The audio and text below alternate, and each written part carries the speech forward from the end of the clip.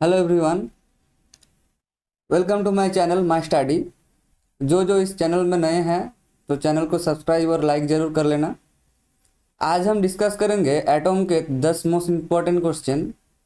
जो पहले वीडियो में हम 10 क्वेश्चन डिस्कस करे थे, इस वीडियो में और 10 क्वेश्चन डिस्कस करेंगे जो बहुत ही इम्पोर्टेंट है W JEE NEET and class 12 के लिए। तो चलिए शुरू करते हैं। पहला question, hydrogen atom in ground state is excited by a monochromatic radiation of lambda 975 angstrom. Number of spectral line in the resulting spectrum emitted will be। पूछा क्या है, जो स्पेक्ट्रल लाइन निकालना है, जो रिजल्टिंग एमिटेड स्पेक्ट्रम होगा तो उसका कितना नंबर ऑफ स्पेक्ट्रल लाइन निकलेगा। तो हाइड्रोजन एटम, पहला तो क्या है, हाइड्रोजन एटम ग्राउंड स्टेट में है, उसे मोनोक्रोमेटिक रेडिएशन के द्वारा एक्साइटेड किया गया है। और जब डी एक्साइटेशन होगा, मतलब ग्राउंड स्टेट में दोबारा आएगा, तब नंबर ऑफ स्पेक्ट्रल लाइन कितना पाएंगे तो वो मुझे निकालना पड़ेगा। तो दिया क्या है, lambda equals to 975 angstrom, 975 angstrom. पहले हम इलेक्ट्रॉन का एनर्जी लेवल ड्रॉ कर लेंगे।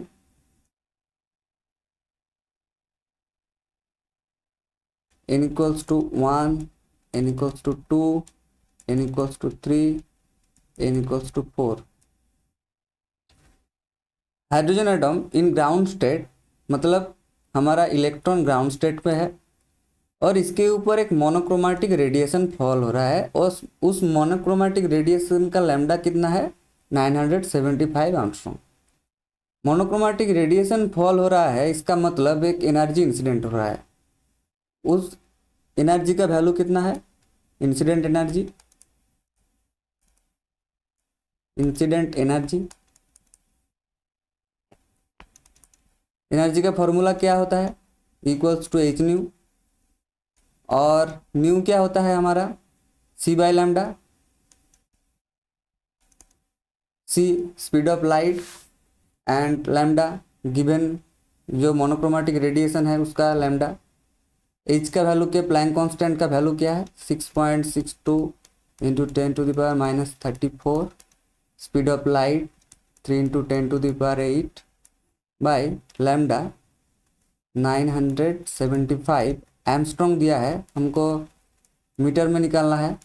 1 angstrom into 10⁻1 angstrom equals to 10⁻10 metre. और ये जो आएगा हमारा जूल में आएगा। अगर हम 1.6 इंटू 10⁻19 से डिवाइड कर दे तो ये हमारा टोटल इलेक्ट्रॉन वोल्ट में आ जाएगा, क्योंकि एनर्जी का यूनिट होता है इलेक्ट्रॉन वोल्ट। और ये कैलकुलेट करने से हमारा आएगा 12.75 इलेक्ट्रॉन वोल्ट। मतलब हम ये जो मोनोक्रोमेटिक रेडिएशन के द्वारा इलेक्ट्रॉन को एक्साइटेड कर रहे हैं, मतलब 12.75 इलेक्ट्रॉन वोल्ट हम इस इलेक्ट्रॉन को दे रहे हैं। इसकी वजह से ये इलेक्ट्रॉन कुछ एनर्जी लेकर हायर एक्साइटेड स्टेट में जाएगा। तो वो कितना एनर्जी लेकर जाएगा, तो हमारा इलेक्ट्रॉन जब ग्राउंड स्टेट पर है, इलेक्ट्रॉन का एनर्जी कितना है, -13.6। जब इलेक्ट्रॉन सेकेंड एक फास्ट एक्साइटेड स्टेट पर है, मतलब n इक्वल्स टू 2 में है, तब उसका एनर्जी कितना होगा, 3.4 इलेक्ट्रॉन वोल्ट। जब n इक्वल्स टू 3 पर है तब उसका एनर्जी कितना होगा, -1.51 इलेक्ट्रॉन वोल्ट। जब इलेक्ट्रॉन n इक्वल्स टू 4 पर है तब उसका एनर्जी कितना होगा, -0.85 इलेक्ट्रॉन वोल्ट। तो हमारा ग्राउंड स्टेट में इलेक्ट्रॉन का एनर्जी है -13.6 इलेक्ट्रॉन वोल्ट, और बाहर से मोनोक्रोमेटिक रेडिएशन के द्वारा इलेक्ट्रॉन का एनर्जी बढ़ाया गया है। तो अब इलेक्ट्रॉन का एनर्जी होगा -13.6 प्लस 12.75 इलेक्ट्रॉन वोल्ट, जो हमारा आएगा -0.85 इलेक्ट्रॉन वोल्ट। मतलब इलेक्ट्रॉन को एक्साइटेड करके इस n=4 लेवल में आ गया, तब इलेक्ट्रॉन -0.85 वोल्ट एनर्जी पाया है। तो मतलब हमारा इलेक्ट्रॉन n=4 में है। जब इलेक्ट्रॉन ज़्यादा देर एक्साइटेड स्टेट में नहीं रह सकता, वो तुरंत ग्राउंड स्टेट में आ जाता है। कैसे आता है? इलेक्ट्रॉन एक एनर्जी रेडिएट करके आता है, जिसकी वजह से हम लोग स्पेक्ट्रल लाइन पाते हैं। और नंबर ऑफ स्पेक्ट्रल लाइन कितना number, how many number of spectral line we get, तो उसका एक फॉर्मूला है, नंबर ऑफ स्पेक्ट्रल लाइन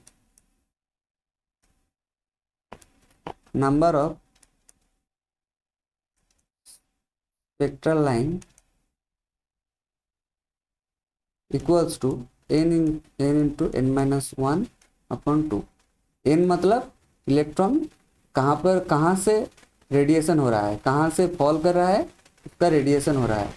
तो यहाँ पर n=4, n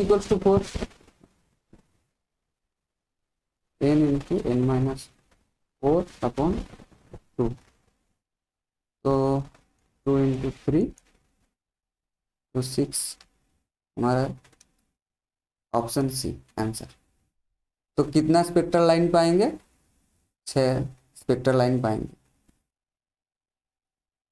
the next question, the transition from the state n=3 to n=1 in a hydrogen like atom result in ultraviolet radiation.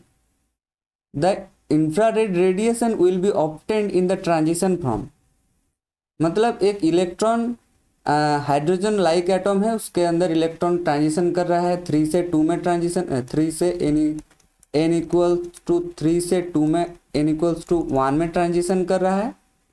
इसकी वजह से हम लोग अल्ट्रावायोलेट रेडिएशन पा रहे हैं। तो हम कब इंफ्रारेड रेडिएशन कब पाएंगे? इलेक्ट्रॉन 2 से 1 में अगर ट्रांजिशन करे तब पाएंगे, या 3 से 2 में जब ट्रांजिशन कर रहा है तब पाएंगे, या 4 से 3 में ट्रांजिशन कर रहा है तब पाएंगे, या 4 से 2 में जब ट्रांजिशन कर रहा है तब पाएंगे।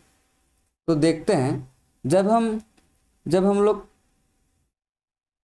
हाइड्रोजन का स्पेक्ट्रम ड्रॉ किए थे, हाइड्रोजन एटम के स्पेक्ट्रम ड्रॉ किए थे, तब कुछ सीरीज पाए थे, discrete line, n=2, n=3, n=4, n=5, 1 2 3 4 5। जब इलेक्ट्रॉन 2 से 1 में ट्रांजिशन हो रहा है, जब इलेक्ट्रॉन 3 से 1 में ट्रांजिशन हो रहा है, जब 4 से 1 में ट्रांजिशन हो रहा है, और 5 से 1 में ट्रांजिशन हो रहा है, इन सभी लाइनों को हम लोग बोलते हैं लाइमैन सीरीज। तो ये लाइमैन सीरीज अल्ट्रावायोलेट रीजन में लाई करता है। जब 2 से 3 में ट्रांजिशन हो रहा है, और 4 से 2 में ट्रांजिशन हो रहा है, और 5 से 2 में ट्रांजिशन हो रहा है, तब इन सभी लाइनों को हम लोग बोलते हैं बाल्मर सीरीज। तो ये बाल्मर सीरीज विजिबल रीजन में लाई करता है। और जब इलेक्ट्रॉन 4 से 3 में, 5 से 3 में, n=∞, इन्फिनिटी से 3 में जब ट्रांजिशन हो रहा है, इन सभी लाइनों को हम लोग बोलते हैं पास्चन सीरीज।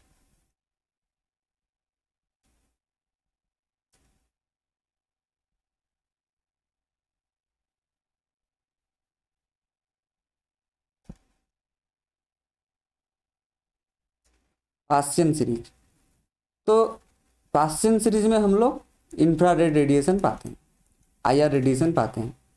तो IR रेडिएशन कब पाएंगे? जब इलेक्ट्रॉन 4 से 3 में ट्रांजिशन हो रहा है, मतलब हमारा option C. Next question, an electron of a stationary hydrogen atom passes from the 5th energy level to the ground level, the velocity that the atom acquired as a result of photon emission will be। मतलब पूछा क्या है, जो electron fifth energy level से ground energy level में आ रहा है। फिफ्थ एनर्जी लेवल, ये फिफ्थ एनर्जी लेवल है, फिफ्थ एनर्जी लेवल है और ये ग्राउंड लेवल है। तो इलेक्ट्रॉन फिफ्थ एनर्जी लेवल से ग्राउंड एनर्जी लेवल में आ रहा है। तो आते वक्त एक फोटोन एमिशन कर रहा है as a result of photon emission. तो इस फोटोन का वेलोसिटी कितना होगा, फोटोन का वेलोसिटी निकालना पड़ेगा। तो ये जो रेडिएशन हो रहा है, इस रेडिएशन के वजह से जो फोटोन एमिट हो रहा है, इस फोटोन का वेवलेंथ कितना होगा, पहले मुझे ये निकालना पड़ेगा। तो रेडिएशन, किसी भी रेडिएशन के वजह से जब ट्रांजिशन हो रहा है, तब ट्रांजिशन के वजह से जब रेडिएशन हो रहा है, तो रेडिएशन का वेवलेंथ का फॉर्मूला हम लोग जानते हैं, 1/λ RZ², 1/n final square minus 1/n initial square. तो 1/λ equals to R Rydberg constant, और Z का वैल्यू यहाँ पर हाइड्रोजन बोल दिया है, तो Z का वैल्यू 1 होगा। 1/n फाइनल मतलब ग्राउंड लेवल में आ रहा है, ग्राउंड लेवल में n कितना है, n इक्वल्स टू 1, तो 1 स्क्वायर, और n इनिशियल मतलब कहाँ से ट्रांजिशन हो रहा है, फिफ्थ लेवल से ट्रांजिशन हो रहा है, इसलिए n इक्वल्स टू, यहाँ पर n इक्वल्स टू 5, तो 5 स्क्वायर। तो हमारा होगा R इक्वल्स टू 25 माइनस 24/25। तो लैम्डा हमारा आएगा 25/24 R। हम लोग लैम्डा हमारा निकल गया।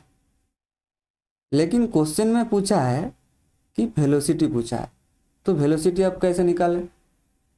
तो वेलोसिटी निकालने के लिए हमें एक अप्रोच लगाना पड़ेगा। तो क्या अप्रोच हमको लगाना पड़ेगा कि हम लोग डी ब्रोगली हाइपोथेसिस यहाँ पर लगाना पड़ेगा। तो डी ब्रोगली हाइपोथेसिस क्या बोलता है, जो किसी भी पार्टिकल का दो नेचर होता है, एक वेव नेचर होता है एंड एक पार्टिकल नेचर होता है। किसी भी मूविंग पार्टिकल का एक दो नेचर होता है, एक वेव नेचर होता है एंड एक पार्टिकल नेचर होता है। और वो क्या है, उसका फॉर्मूला क्या है, P equals to h/λ, P equals to h/λ। P हमारा क्या है, मोमेंटम है, mv, h, और लैम्डा हमारा क्या है 25/24 R। तो हमारा यहाँ से यहाँ पर तो v इक्वल्स टू कितना होगा हमारा 24 RH/25 m। तो हमारा ऑप्शन, तो वेलोसिटी निकल गया 24 RH/25 m। तो हमारा option A. Next question, electron in hydrogen atom first jump from third excited state to second excited state and then from second excited to first excited state. The ratio of wavelength λ1 is to λ2 emitted in the two cases। मतलब electron hydrogen atom जब पहले तो जाम कर रहा है third excited state से second excited state, फिर second excited state से फर्स्ट एक्साइटेड स्टेट में जाम कर रहा है। तो इसे एनर्जी लेवल पहले ड्रॉ कर लेते हैं। इसी वही एनर्जी लेवल ड्रॉ करना पड़ेगा। इस टाइप क्वेश्चन में एनर्जी लेवल ड्रॉ करना पड़ेगा। तो n इक्वल्स टू 1, ये है ग्राउंड स्टेट। तो n इक्वल्स टू 2, ये है first excited state. n equals to 3, ये है second excited state. n equals to 4, ये है third excited state. n equals to 5, ये है फोर्थ एक्साइटेड स्टेट। क्या दिया गया है, पहले थर्ड एक्साइटेड स्टेट से सेकेंड एक्साइटेड स्टेट में जंप कर रहा है, मतलब n इक्वल्स टू 4 से n इक्वल्स टू 2 में n इक्वल्स टू 4 से n इक्वल्स टू 3 में जंप कर रहा है। फिर सेकेंड एक्साइटेड स्टेट से फर्स्ट एक्साइटेड स्टेट में जंप कर रहा है, मतलब n इक्वल्स टू 3 से n इक्वल्स टू 2 में जंप कर रहा है। जब इलेक्ट्रॉन एक एनर्जी लेवल से दूसरे एनर्जी लेवल में जंप करता है तो एनर्जी रिलीज करता है फोटोन के रूप में। तो यहाँ पर एक लैम्डा आएगा, यहाँ पर एक रेडिएशन आएगा जिसको हम लैम्डा 2 कहते हैं, और यहाँ पर जो रेडिएशन होता है उसे हम लैम्डा 1 कहते हैं।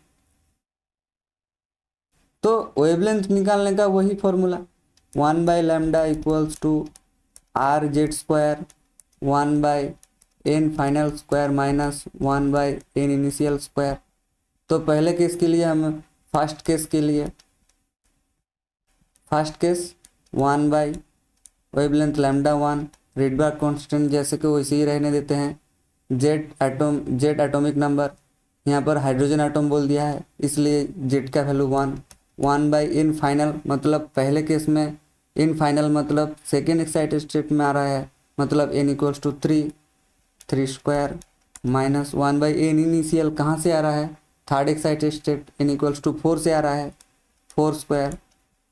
तो 1/λ1 r इंटू 1/9 1/16, तो ये हमारा आएगा 16 इंटू 9 तो 97, ठीक है।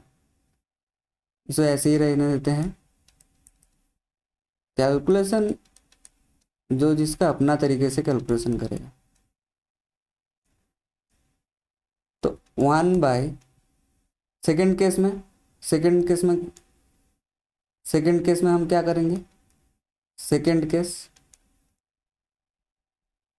1/λ1, सेकेंड केस 1/λ2 r, जेड का value 1, n final second case में इन फाइनल मतलब 2 स्क्वायर, इन इनिशियल मतलब सेकेंड केस में इनिशियल कहाँ से आ रहा है, यहाँ से आ रहा है, n इक्वल्स टू 3 मतलब सेकेंड एक्साइटेड स्टेट से फर्स्ट एक्साइटेड स्टेट में जंप कर रहा है। सेकेंड एक्साइटेड स्टेट अब हमारा होगा initial and second first excited state होगा हमारा फाइनल। तो फर्स्ट एक्साइटेड स्टेट मतलब n equals to 2 square by 1/3 square second excited state. तो 1/λ2 इक्वल्स टू r 1/4 माइनस 1/9, तो r इंटू 1/36 5, तो λ2 इक्वल्स टू 36/5 है। और हमें पूछा क्या है, λ1 इस टू λ2, तो λ1 16 इंटू 9/7 r इंटू 5 r/36, 9 4 जा 36, 4 4 जा 16, तो 20 r भी कैंसिल हो जाएगा, 20/7। तो हमारा ऑप्शन डी करेक्ट है, तो ऑप्शन डी करेक्ट। ठीक है, चले next question. The ratio of longest wavelength corresponding to Lyman and Balmer series in hydrogen atom spectrum, hydrogen spectrum पूछा क्या है, जो longest wavelength corresponding to Lyman and Balmer series. ये क्वेश्चन हम लोग पिछले वीडियो में किए थे। तो इस क्वेश्चन को सॉल्व करने के लिए खुद से पहले सॉल्व करने का कोशिश करो, फिर अगर नहीं हुआ तो हमारा अगला वीडियो चैनल में जाकर देख लेना। तो चलो नेक्स्ट क्वेश्चन। ये क्वेश्चन का आंसर हमारा आएगा 5/27। ये क्वेश्चन बहुत अच्छे से एक्सप्लेन किए थे पिछले वीडियो में, बहुत ही अच्छे से एक्सप्लेन किए थे पिछले वीडियो में, वो ज़रूर देख लेना अगर नहीं हुआ तो। The energy of hydrogen atom in the ground state is -13.6 electron volt. The energy of He plus ion in the first excited state will be. क्या पूछा है, जो हीलियम आयन का फर्स्ट एक्साइटेड स्टेट का एनर्जी कितना होगा। दिया गया क्या है, जो हाइड्रोजन एटम का ग्राउंड स्टेट का एनर्जी दिया गया। हम लोग एनर्जी कैलकुलेट करने का एक फॉर्मूला हम जानते हैं, En equals to -13.6। Simple question, बहुत ही आसान सा question. -13.6 helium He plus ion बोल दिया है, तो इसका एटॉमिक नंबर हमारा 2 होगा। एटॉमिक नंबर हमारा 2 होगा, तो इसके लिए Z का वैल्यू 2 है, तो 2² बाई n² फास्ट स्टेट बोला है। अगर ग्राउंड स्टेट बोलता तो हमारा n का वैल्यू होता 1। फास्ट एक्साइटेड स्टेट बोला है, तो इसलिए हमारा n का वैल्यू 2, तो 2² कैंसिल आउट, -13.6। बहुत ही आसान सा क्वेश्चन। क्वेश्चन एटॉम से बहुत हार्ड नहीं होते, बहुत इजी क्वेश्चन से आता है एटॉम से। जस्ट उस पर ऑब्जर्व करने का तरीका अपना अपना होना चाहिए। तो next question, the electron in the hydrogen atom jump from excited state n equals to 3 to its ground state and photon thus emitted radiate a photosynthetic material. If the work function of the material is 5.1 electron volt, the stopping potential is estimated to be। ये थोड़ा difficult है, बहुत ही नहीं, थोड़ा difficult है, क्योंकि ये photo electric effect से जुड़ा क्वेश्चन है। क्वेश्चन तो है ही इसी चैप्टर का, लेकिन इसमें एक पार्ट ऐड कर दिया है फोटो इलेक्ट्रिक इफेक्ट। तो चलिए करते हैं। तो पहले जो फोटोन एमिट हो रहा है, जो इलेक्ट्रॉन जब थर्ड एक्साइटेड स्टेट से ग्राउंड स्टेट में जंप कर रहा है, जो फोटोन एमिट हो रहा है, उस फोटोन का जो रेडिएशन है, उस रेडिएशन को एक प्लेट में फेंका जा रहा है। उस प्लेट का स्टॉपिंग पोटेंशियल है 5.1 इलेक्ट्रॉन वोल्ट। सॉरी, उस मटेरियल का वर्क फंक्शन है 5.1 इलेक्ट्रॉन वोल्ट, और हमें निकालना है स्टॉपिंग पोटेंशियल निकालना है। हमारा इलेक्ट्रॉन है n equals to 1, n equals to 3। Electron 3 से 1 में जंप कर रहा है, और जंप करते वक्त इलेक्ट्रॉन एक फोटोन रेडिएट कर रहा है, जो फोटोन एक प्लेट के ऊपर फेंका जा रहा है, जिसका वर्क फंक्शन 5 है, 5.1 इलेक्ट्रॉन वोल्ट। तो ये क्वेश्चन को करने के लिए पहले जो एनर्जी का जो फोटोन रेडिएट हो रहा है, उस फोटोन का एनर्जी हमें पहले निकालना पड़ेगा। तो कैसे निकालेंगे? बोर का सेकेंड पोस्टुलेट क्या कहता है? जो when jump electron from higher energy level to lower energy level, the radiation of the energy of photon is equal to the difference of two energy level, difference between two energy level, higher energy level minus lower energy level. तो इस photon का energy कितना होगा? Energy of photon, energy of emitted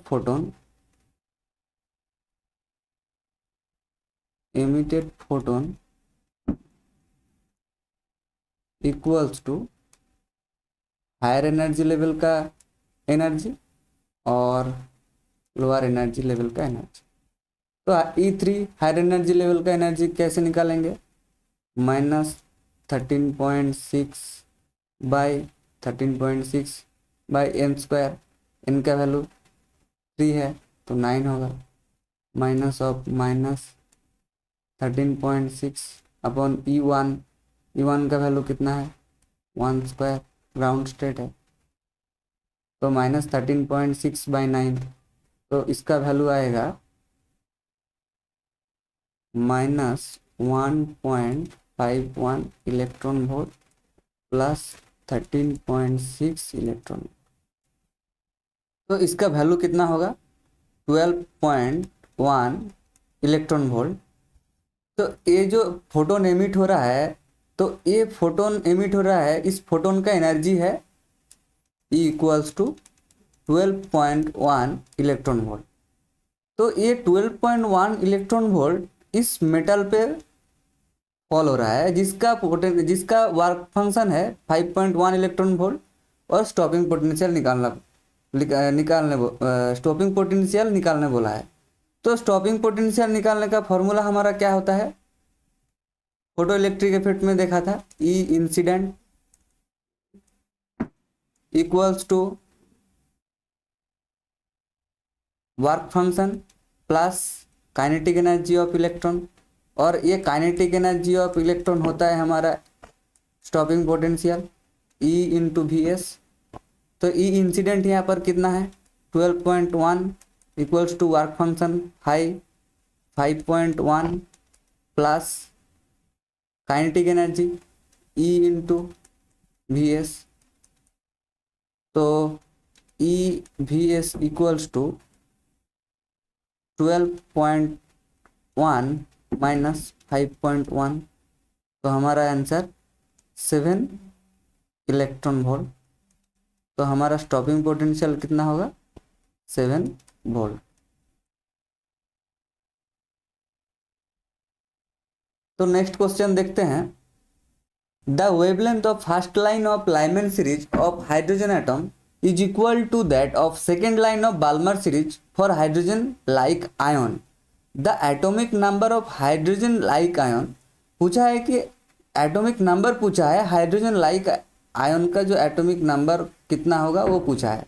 तो wavelength of first line of Lyman series for hydrogen atom, तो first case, तो wavelength of Lyman series of hydrogen atom का is equal to second line of Balmer series है, जो उसका wavelength दोनों का same है। तो मुझे पहले वेवलेंथ इक्वल करना पड़ेगा, फिर इक्वल करके वहाँ से एटॉमिक नंबर मुझे फाइंड करना पड़ेगा। तो पहले वेवलेंथ का फॉर्मूला लिखते हैं, 1/λ equals to R Z square 1/n final square minus n initial का स्क्वायर। तो पहले Lyman series hydrogen atom and Lyman series, पहले hydrogen atom corresponding Lyman series,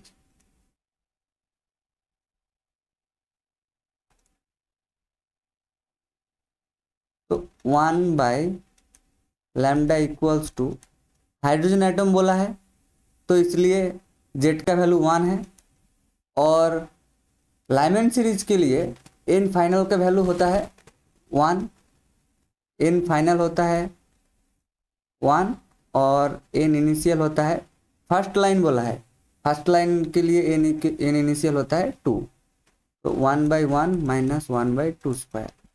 तो R 1 minus 1/4 equals to R into 4/4 minus 1 3, तो lambda equals to 4/3 R. और second line of Balmer series for hydrogen like atom, hydrogen like atom, तो hydrogen जो like ion है उसी का ही atomic number मुझे निकालना पड़ेगा, hydrogen like ion, hydrogen like ion और बाल्मर सीरीज, बाल्मर सीरीज। तो वही formula 1/λ equals to R Z square 1/n final square minus 1/n initial square. तो 1/λ equals to R Z square, hydrogen like atom का हमें atomic number पता नहीं, उसी को ही फाइंड करना पड़ेगा जिसे हम जेड से डिनोट करते हैं।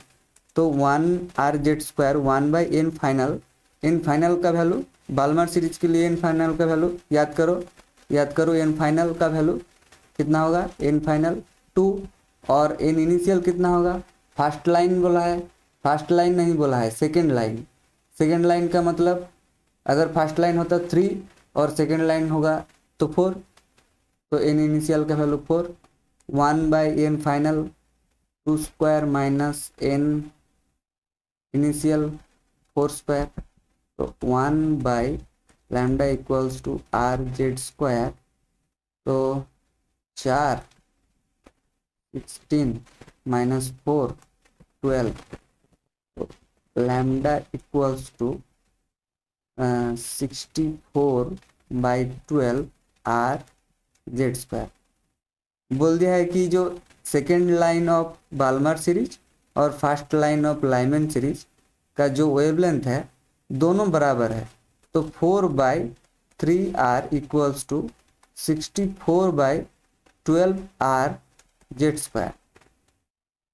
3 4 जा 12, 4 आर कैंसिल, 4 16 16 4 4 जा 16, तो जेड स्क्वायर इक्वल्स टू 4, तो हमारा जेड का वैल्यू 2।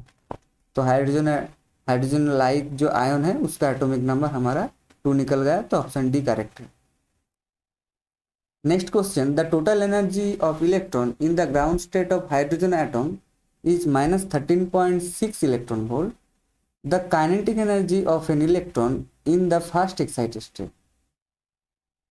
बोल दिया है कि ग्राउंड स्टेट में जो इलेक्ट्रॉन है, इलेक्ट्रॉन का टोटल एनर्जी है -13.6 टोटल एनर्जी इन ground state, total energy -13.6 electron volt. मुझे पूछा क्या है, जो kinetic energy of an electron in the fast excited state, first excited state में हमारा काइनेटिक एनर्जी कितना होगा। तो पहले तो मुझे फाइंड करना पड़ेगा total energy in first excited state, first excited state, excited state. तो एनर्जी निकालना, टोटल एनर्जी निकालने का फॉर्मूला वही -13.6 Z square by M square.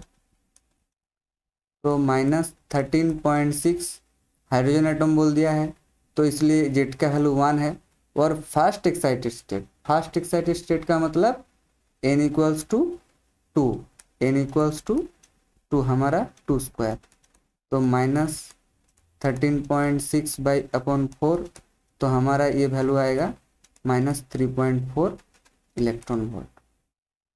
तो ये है total energy in first excited state. लेकिन क्वेश्चन में पूछा है kinetic energy of electron in first excited state, kinetic energy. तो अगले वीडियो में हम लोग डिस्कस किए थे, एक क्वेश्चन आया था जो काइनेटिक एनर्जी के साथ हम लोग देखे थे, काइनेटिक एनर्जी के साथ जो टोटल एनर्जी कैसे डिपेंड कर रहा है। तो kinetic energy equals to minus of total energy.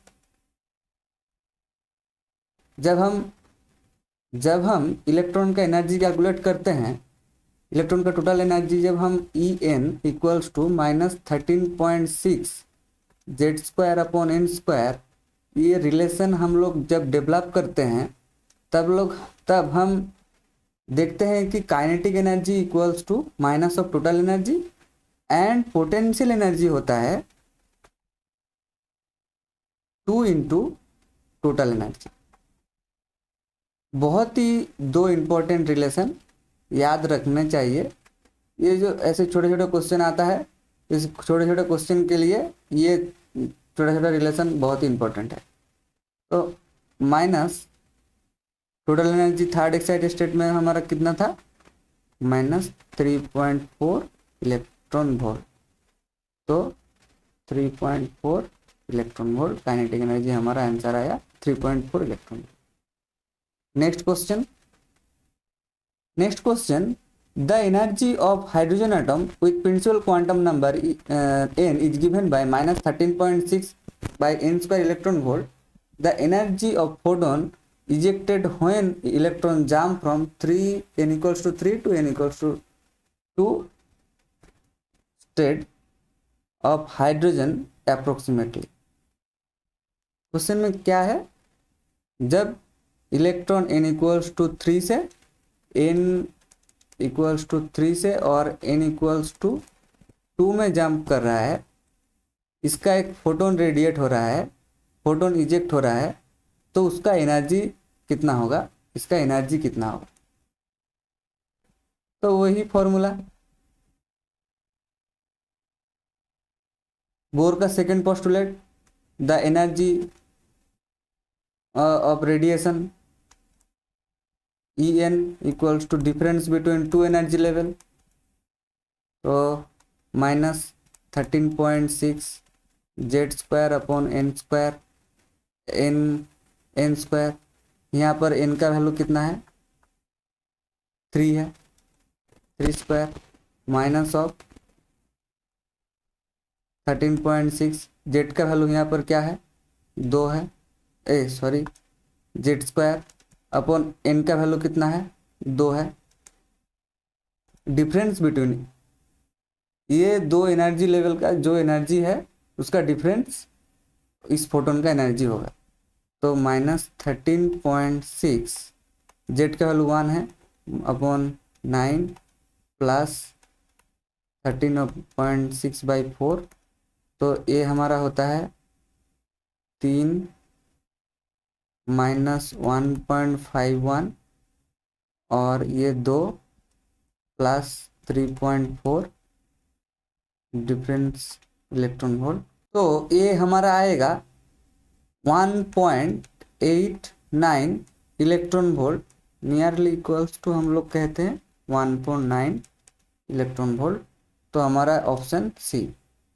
Next question, according to Bohr's principal the relation between principal quantum number n and radius of orbit, पूछा है क्या जो प्रिंसिपल क्वांटम नंबर n के साथ जो रेडियस ऑफ ऑर्बिट है r, इसके ऊपर कैसे डिपेंड कर रहा है, इसके बाद रिलेशन कितना है। ये क्वेश्चन बहुत ही आसान सा क्वेश्चन, ये लोग आप सभी को कर सकते हैं, ये होमवर्क दिया है, तो ये कौन सा ऑप्शन है कमेंट सेक्शन में ज़रूर कमेंट करके बताना। ये क्वेश्चन हम लोग आपके ऊपर छोड़ रहे हैं, तो अगर कहीं भी कुछ क्वेश्चन में डाउट आए तो कमेंट सेक्शन में कमेंट ज़रूर करना, और इस चैनल को लाइक कर लेना और सब्सक्राइब जरूर कर लेना।